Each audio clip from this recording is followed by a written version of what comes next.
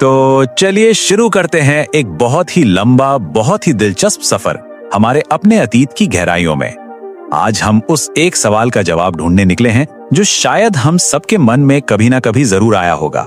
आखिर इस दुनिया में पहला इंसान कौन था? हाँ, वही सवाल जो बचपन से सुनते आए हैं कि हम बंदर से बने हैं। पर क्या ये सच है? मतलब क्या यही पूरी कहानी है? अगर हम आज के बंदरों से सीधे सीधे नहीं आए तो फिर आए कहां से? कौन था वो सबसे पहला जीव जिसे हम कह सकते हैं हाँ, ये इंसान? अच्छा, इस सवाल का जवाब ना आज में नहीं है। इसके लिए हमें टाइम मशीन में बैठकर बहुत बहुत पीछे जाना होगा, एक ऐसी दुनिया में जहां इंसान का नामो निशान तक नहीं था। एक ऐसे वक्त में जब धरती पर एक जबरदस्त क़यामत आई थी जिसने जिंदगी की किताब को लगभग फाड़कर फेंक ही दिया था। हमारी कहानी की शुरुआत होती है वहीं से, तबाही की उसी राख से। तो हम पहुंच गए हैं 6 करोड़ 60 लाख साल पहले। सोचकर ही अजीब लगता है ना? ये कितना लंबा समय है इसका अंदाजा लगाना भी मुश्किल है, पर चलिए कोशिश करते हैं। मान लीजिए इंसानों का पूरा लिखा हुआ इतिहास बस 1 सेकंड का है, तो इस हिसाब से हम अभी लगभग एक पूरा दिन पीछे चले गए हैं और उस दुनिया में धरती पर हमारा नहीं बल्कि डायनासोर का राज था।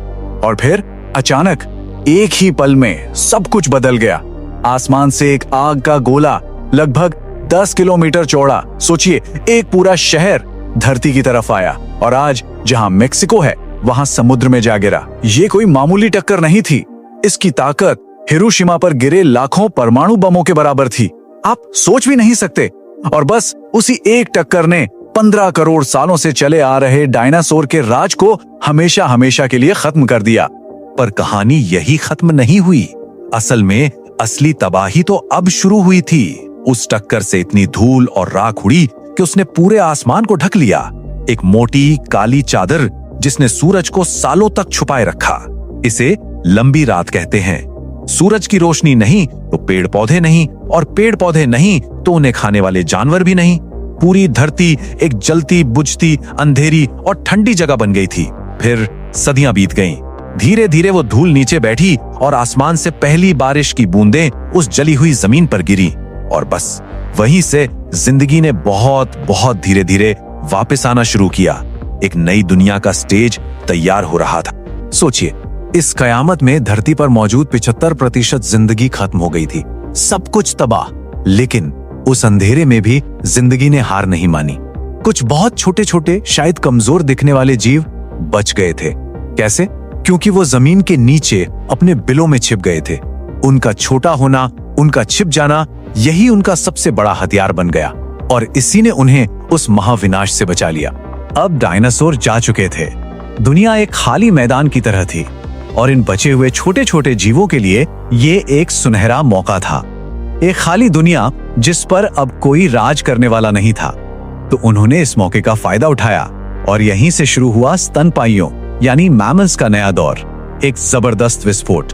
तो चलिए मिलते हैं हमारे हीरो से, हमारे सबसे पुराने पूर्वजों में से एक से। वैसे तो इसका कोई असली नाम नहीं है, पर वैज्ञानिक इसे प्यार से स्क्राइबलर बुलाते हैं क्योंकि ये जमीन कुरेदता रहता था। सोचिए, एक छोटा सा छछूंदर जैसा जीव जो उस तबाही के बाद बची राख में कीड़े मकोड़े ढूंढकर अपना पेट भर रहा था। उस वक्त भला कौन सोच सकता था कि इसी नन्हे से जीव के अंदर भविष्य के सबसे होशियार प्राणी यानी हम इंसानों का बीज छिपा हुआ है। और उसे एक छोटे से जीव से जो कमाल हुआ वो वाकई हैरान करने वाला है। लाखों सालों में उसके वंशज दुनिया के कोने कोने में फैल गए और हर तरह के माहौल में ढल गए। कुछ वापस समुद्र में चले गए और बन गए व्हेल और डॉल्फिन। कुछ ने पंख उगा लिए और चमगादड़ बनकर आसमान पर राज करने लगे। और कुछ चढ़ गए पेड़ों पर। उन्होंने डालियों को पकड़ना सीखा। ये थे पहले प्राइमेट्स। और यही वो ग्रुप है जिसमें बंदर, लंगूर और हाँ, हम इंसान भी आते हैं। तो अब हम कहानी के सबसे जरूरी हिस्से पर आ गए हैं। चलिए जरा इसी प्राइमेट वाली शाखा पर फोकस करते हैं और उस सबसे बड़ी गलतफहमी को दूर करते हैं जो हम सब ने सुनी है कि हम बंदर से बने हैं। यकीन मानिए, असली कहानी इससे कहीं ज्यादा मजेदार है। सबसे पहले तो ये बात साफ कर लेते हैं, चार्ल्स डार्विन ने कभी नहीं कहा कि हम बंदर से आए हैं। नहीं, इसे एक फैमिली ट्री की तरह समझिए। बंदर हमारे मम्मी पापा नहीं हैं, बल्कि हमारे कजिन्स हैं, मतलब चचेरे भाई बहन जैसे।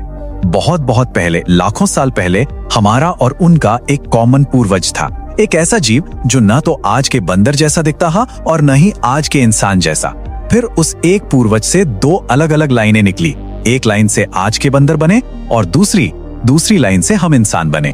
तो सवाल ये है कि हमारी लाइन अलग कैसे हुई।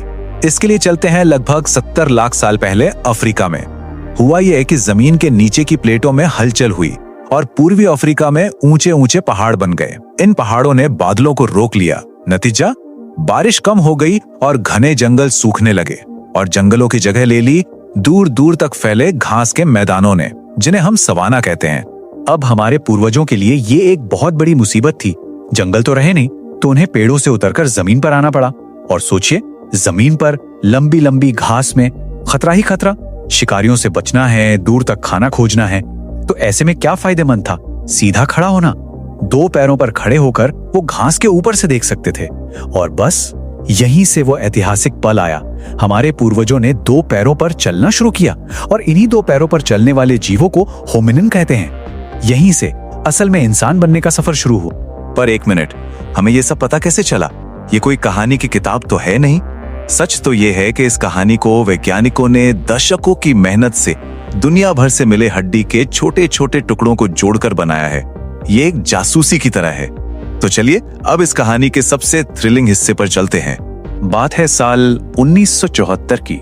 जगह इथोपिया का तपता हुआ रेगिस्तान। एक अमेरिकी साइंटिस्ट डोनाल्ड जोहानसन अपनी टीम के साथ कुछ खोज रहे थे और उन्हें जरा भी अंदाजा नहीं था कि वो एक ऐसी खोज करने वाले हैं जो इंसानों की कहानी के बारे में हमारी पूरी सोच को हमेशा हमेशा के लिए बदल देगी। उन्हें रेत में दबी कुछ हड्डियां मिली।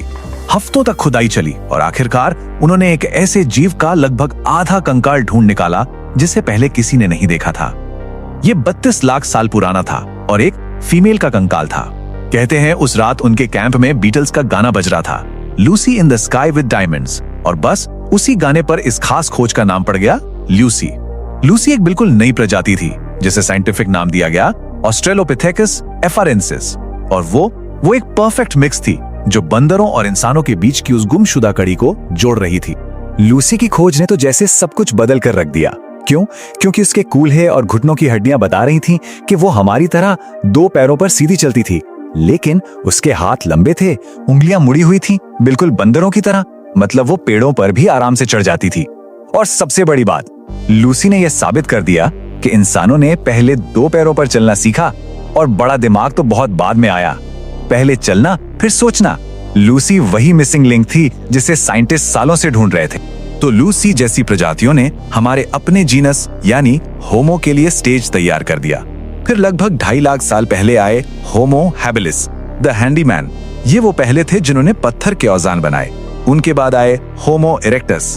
ये थे असली खोजकर्ता जिन्होंने आग जलाना सीखा और पहली बार अफ्रीका से बाहर निकलकर दुनिया में फैले। और आग तो गेम चेंजर थी। इसने गर्मी दी, सुरक्षा दी और पका हुआ खाना दिया, जिससे दिमाग और तेजी से बढ़ने लगा।